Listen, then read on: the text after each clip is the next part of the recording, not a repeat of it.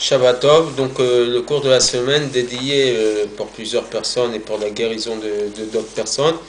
Et j'aimerais déjà pour la première personne à qui je voudrais dédier le cours, c'est une situation assez particulière, puisque je parle ici d'une jeune femme qui, à l'époque de sa disparition, avait 13 ans, disparue en 1974, alors que dans son lycée-collège, il y a eu un incendie qui l'a emporté.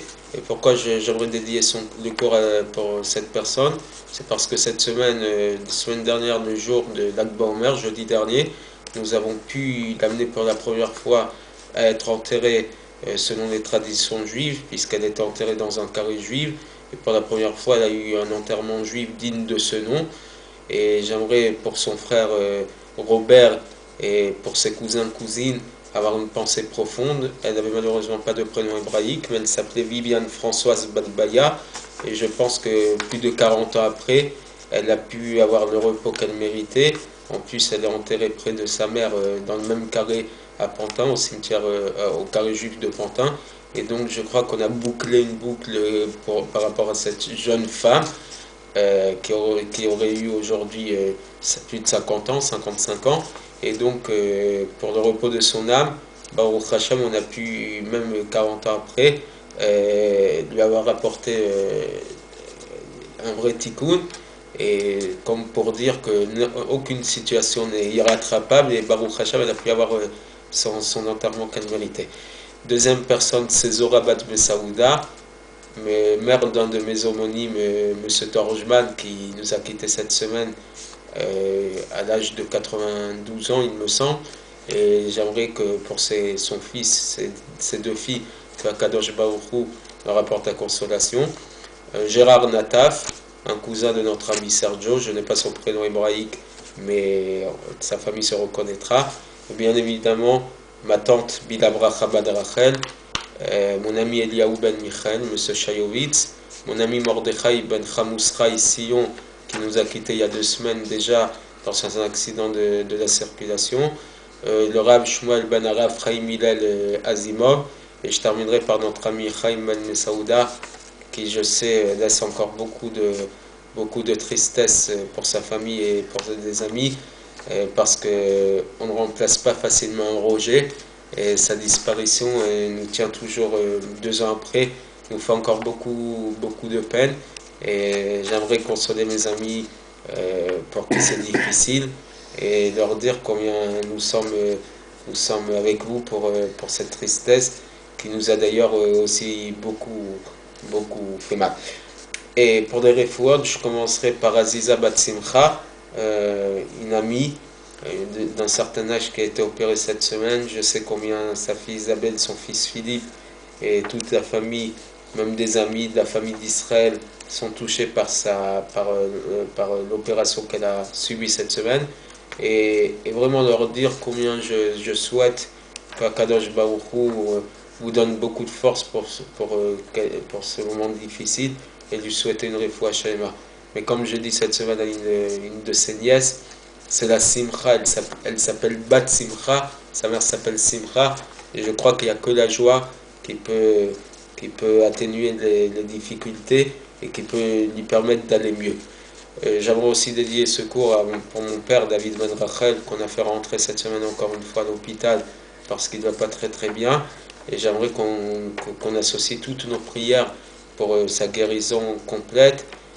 C'est ma chère qui le guérira complètement, mais pour qu'il aille bien physiquement, ainsi que pour tous les autres malades, qui sont déjà la petite fille Shana Batrout, Shlomit Chaya Bat Sarah Zouira, Zaza Bat Zairo, Zairo Bat Zaza, Aaron Ben Zaza, Ibet Saada Bat Zaza, Mordechai Ben Zaza, donc tous frères, sœurs et mères de mon ami Joseph, Zaba Dvora Bat Michel Michal, Yaakov Ben Rachel, Rivka Bat Devora, Rivka Bat Esther, Rinat Bat Chaba, Asnat Bat Baïa, Patricia Bat Myriam, le jeune Yonatan Shimshon Ben Bako, la petite fille Odaya Chaya Bat Vike Rivka Shila, Chaim Michael Ben Rivka, Machlouf Ben Chaya, mon oncle Yehuda Ben Rachel, Mike Meya Chaim Ben Simcha, Esther Bat Rachel, Shalom Ben Abraham, Eliyahu Ben Shlomo, Ilan Eliyahu Ben Ibet Chana, Chaim Ben Chamous, Abraham ben Louise, Yosef ben Abraham, Myriam bat Zora,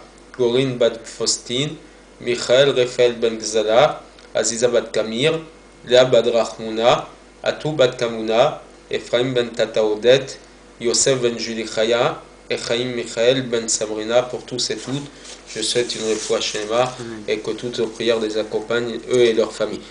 Donc, l'histoire de la semaine, c'est peut-être une histoire qui vient une semaine trop tard, mais il n'est jamais trop tard, puisque nous avons vécu la semaine dernière la Idoula de Rabbi Meir Baalanes, et je viens de parler dans le cours de la semaine de notre préoccupation à ce que chacun puisse faire Teshuvah. Et voici comment Rabbi Meir lui agissait dans ce cadre-là. Et l'histoire concerne son maître qui était Acher. Acher, c'est Elisha ben Abouya. On l'appelait Acher qui veut dire l'autre, parce qu'il a tellement fauté qu'à un certain moment, on n'a même plus voulu le nommer et on l'a appelé l'autre. Comme pour parler de quelqu'un qu'on n'apprécie pas particulièrement, on dit l'autre pour ne pas le nommer. Et donc dans la Torah, on appelait son maître Acher. Pourquoi? Parce qu'Acher, non seulement il s'est détourné des chemins de la Torah, mais en plus il provoquait la Torah. Et c'est ce qu'on raconte dans le traité Chagiga, qu'un jour il chevauchait un cheval pendant Shabbat, et Rabbi Meir le suivait. Pourquoi il le suivait? Parce qu'il voulait encore étudier de la Torah de sa bouche. Tellement que son maître l'avait marqué, il voulait continuer à entendre de la Torah de sa bouche. Alors Acher a dit à Rabbi Meir, Meir, retourne en arrière. Pourquoi? Parce que dans quelques instants, on va passer au troum de Shabbat, on va dépasser les limites permises de déplacement pendant Shabbat, et tu risques de faire une avéra, de faire une faute, si tu continues à marcher derrière moi. Alors Rabbi Meir, il lui a dit, mais toi aussi, alors reviens en arrière, puisque tu me parles de cet interdit, toi aussi tu devrais faire marche arrière pour ne pas aller trop loin. Alors Elisha, il lui a dit, Acher, il lui a dit, mais est-ce que je n'ai pas entendu d'une voix céleste qui disait Shuvu banim shovelim chutz ma'acher, que tout le monde, tous les enfants qui se sont détournés de la Torah, ils puissent faire tchouva, à l'exception d'Acher. Donc ça veut dire que je n'ai aucun rattrapage possible. Moi je suis incurable et je ne peux pas faire teshuvah. Donc pourquoi ne pas profiter de cette vie?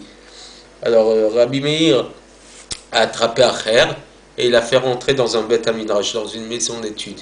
À ce moment-là, il a demandé à un enfant de lui réciter le verset qu'il avait appris le jour même au Beth Midrash. L'enfant lui a répété un verset qui dit En shalom amar Hashem la reshaim. Dieu dit qu'il n'y a pas de shalom il n'y a pas de paix pour les méchants, pour les reshaim. Donc un premier verset qui est pas très gentil pour Acher. Il a fait rentrer dans 13 endroits différents, dans 13 maisons d'études différentes, et tous les enfants lui ont donné des versets mauvais pour les Rechaïm. Donc Acher lui dit, tu vois bien qu'on est en train de me dire que j'ai pas de possibilité de faire Teshuvah. Dans le 13e Beth Midrash, dans lequel il est rentré, l'enfant lui a amené un verset de Teilim, dans lequel il est dit, Vela Racha Maredokim, et au Racha Dieu dit, Malecha Lesaper Chukai. À quoi ça te sert, toi, de me raconter mes lois, mes préceptes? Toi, tu es un rachat. Dieu, il ne veut pas avoir de communication avec toi. Mais l'enfant, il était un peu bègue. Et donc, au moment de parler, il a eu l'impression qu'au lieu de dire le mot rachat, il a cru entendre à Elisha. Dieu dit, à quoi ça te sert de raconter mes règles? Elisha, donc Elisha ben Abouya. Acher s'est senti particulièrement frustré. Il a dit, quoi qu'il arrive, je suis incurable. Et au point que certains disent qu'il a pris un couteau, qu'il avait un couteau dans la main, et il l'a envoyé contre les 13 maisons d'études, comme pour dire, voilà, Dieu se retourne complètement contre moi, et donc à quoi ça sert? Maintenant, je vais me provoquer encore plus que lui. D'accord? Et donc, au point il a dit, puisque je n'ai plus aucun espoir d'avoir le Olam Haba, il vaut mieux que je fasse des bêtises. Et donc on dit qu'il a été trouvé une femme de mauvaise mœurs, une prostituée, et il lui a proposé d'avoir des relations avec elle. Et à ce moment-là, il lui a dit, est-ce que toi, tu n'es pas Elisha ben pareil, tu as quand même été un grand maître de la Torah, donc retiens-toi. Et donc, c'est elle qui lui a dit, Acherou, c'est devenu un autre. Il a complètement perdu sa morale et son éthique, et donc c'est devenu un autre. L'histoire ne se termine pas là, puisque lorsqu'il est mort, dans le ciel, on n'a pas su quoi faire avec cette âme-là.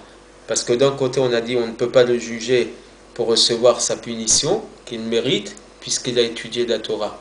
Mais d'un autre côté, il ne peut pas venir au Olam Haba, dans le monde futur, parce qu'il a fauté. Que fait-on avec lui? Alors Rabbi Meir, il a dit il vaut mieux qu'on le juge pour qu'après que l'application de sa punition ait été mise, ait été appliquée, il puisse mériter le Olam Haba, le monde futur. Et donc, il a dit, quand moi je mourrai, je vais faire monter de la fumée de son kever. Ça va être sa punition, d'accord, de sa tombe, je vais faire monter de la fumée.